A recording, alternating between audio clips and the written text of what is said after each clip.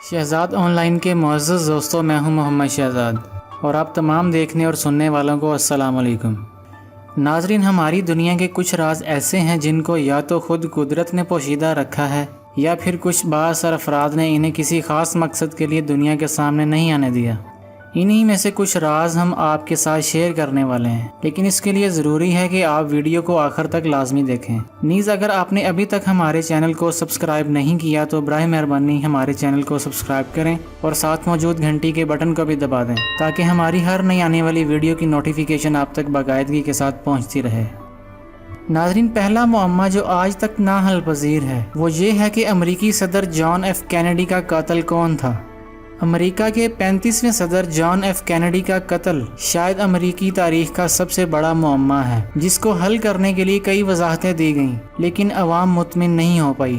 22 نومبر 1963 کو امریکی ریاست ٹیکسان کے علاقے ڈاؤن ٹاؤن میں صدر جان ایف کینیڈی کو سر پر گولی مار دی گئی تھی۔ چند ہی گھنٹے میں پولیس نے لی ہاروی اسوالڈ نامی شخص کو قتل کے الزام میں گرفتار کیا۔ 2 روز بعد پولیس اسٹیشن میں ہی ایک نائٹ کلب کے مالک جیک روبی نے اسوالڈ کو گولی مار دی، جسے گرفتار کر لیا گیا اور موت کی سزا سنائی گئی۔ اس کے بعد تحقیقات ہوتی رہیں، رپورٹ سامنے آتی رہیں، درجنوں کتابیں لکھی جاتی رہیں، لیکن اس کے باوجود کینیڈی کا قتل ایک معمہ ہے، کیونکہ یہ پتہ نہیں چل سکا کہ قاتل اور پھر اس کے قاتل نے یہ قدم کیوں اٹھائے۔ دوسرا معمہ یہ ہے کہ کیا بلوط جزیرے پر خزانہ دفن ہے؟ 2 صدیوں سے بھی زیادہ ایک کہانی مسلسل گردش کر رہی ہے کہ کینیڈا کے شہر نووا اسکاٹیا کے قریب واقع بلوط جزیرے، جسے انگریزی میں اوک آئی لینڈ کہا جاتا ہے، وہاں پر ایک بحری قزاق کپتان ولیم کڈ نے آ کر ہزاروں ٹن خالص سونا زمین کے نیچے دفن کیا تھا، جسے واپس لینے کے لیے وہ نہیں آ سکا۔ اوک لینڈ کا یہ خزانہ اتنی ہوشیاری اور مضبوطی سے کنویں میں دبایا گیا تھا کہ گزشتہ 150 سال کی تگ و دو کے باوجود بھی نہیں نکالا جا سکا۔ بہت سے لوگوں نے اس کو نکالنے کی کوششیں کی ہیں، اس مقصد کے لیے جدید ترین سائنسی آلات بھی استعمال کیے گئے ہیں، لیکن کامیابی نہیں ہو سکی۔ تیسرا معمہ یہ ہے کہ معلق باغات کہاں تھے۔ قدیم مصنفین اپنی تحریروں میں بابل یعنی آج کے عراق میں تعمیر کردہ معلق باغات، جسے انگریزی میں ہینگنگ گارڈنز کا نام دیا گیا ہے، کا ذکر تسلسل کے ساتھ کرتے دکھائی دیتے ہیں۔ یہ واضح نہیں ہے کہ یہ باغیچے کب تعمیر ہوئے تھے، لیکن کچھ قدیم مصنفین ان معلق باغات سے اس قدر متاثر ہوئے تھے کہ انہوں نے اسے دنیا کا حیرت انگیز عجوبہ قرار دیا تھا۔ 250 قبل مسیح کے قریب مصنف نے باغات کی حیرت انگیز ساخت کے حوالے سے لکھا کہ باغات میں پودوں کی کاشت زمینی سطح سے بلندی پر کی گئی تھی اور درختوں کی جڑیں اوپری منزل سے نچلی منزل میں سرایت کر رہی تھیں، مگر زمین کو چھوئے بغیر۔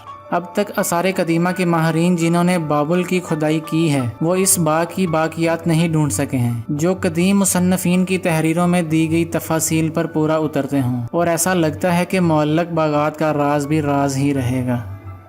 جیک دی ریپر کون تھا؟ سن 1888 لندن میں ایک گمنام قاتل گزرا ہے جس نے کم از کم 5 خواتین کو بے رحمی سے قتل کیا۔ جیک جب بھی کسی خاتون کو قتل کرتا تو وہ اس کی تلاش میں سرگرداں پولیس افسران کو لازمی طور پر ایک طنزیہ خط لکھتا جس میں وہ اپنا نام جیک دی ریپر بتاتا۔ یہیں سے اس کا نام جیک دی ریپر پڑ گیا۔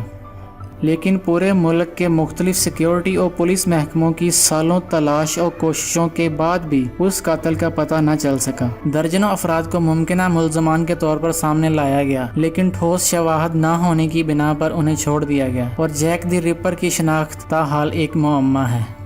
5واں اور آخری معمہ، مصر کی خوبصورت ترین اور سنگدل ملکہ کلیوپترا کا مقبرہ کہاں ہے؟ قدیم مصنفین کی تحریروں کے مطابق کلیوپترا اور اس کے محبوب مارک اینٹونی کو 30 قبل مسیح میں ان کی موت کے بعد ایک ساتھ دفن کیا گیا تھا۔ مصنفین نے لکھا ہے کہ کلیوپترا کا مقبرہ ایک مصری دیوی آئسس کے ایک ہیکل کے قریب واقع ہے، اور یہ ہیکل ایک بلند اور خوبصورت یادگار تھی جس میں سونے، چاندی، موتی، آبنوس اور ہاتھی کے دانت سے بنے ہوئے خزانے موجود تھے۔ دیوی آئسس کے ہیکل کی نشاندہی تاحال نہیں ہو پائی ہے اور مقبرے کا مقام اب تک ایک معمہ بنا ہوا ہے۔ سن 2010 میں مصر کے سابق وزیر برائے باقیات نے اسکندریہ کے قریب واقع ایک جگہ پر کھدائی کی تھی۔ کھدائی کے دوران کلیوپترا کے زمانے کے متعدد قدیم مقبرے دریافت ہوئے تھے، لیکن کلیوپترا کا مقبرہ ان میں شامل نہیں تھا، اور لگتا ہے یہ راز بھی راز ہی رہے گا۔